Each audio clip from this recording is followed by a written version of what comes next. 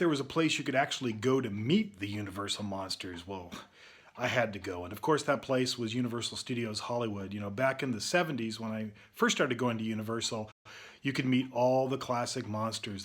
They even had a store just outside where you exited the studio tour that sold all of the monster masks. It had real makeup that you could buy. In fact, one day when I went to Universal, I got made up by one of the makeup artists there to look like I had this horrible cut in my face.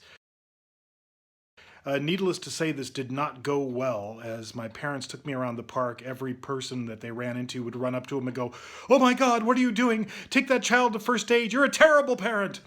But as a kid, I absolutely loved it.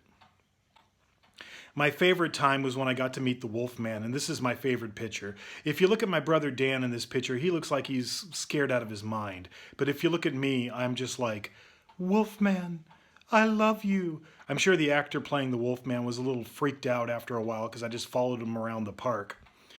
It's kind of funny, you know, you look at this Wolfman and he looks like Michael Landon and I Was a Teenage Werewolf, looks absolutely nothing like the 1941 classic film with Lon Chaney Jr.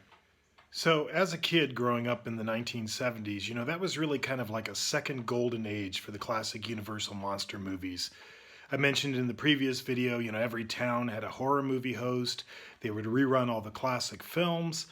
And it's the first time you could actually buy cool product. It started with the Aurora Monster models. As a kid, I owned every single one of those. And then one 4th of July, my brothers decided to blow them all up with M80s and cherry bombs, and c'est la vie.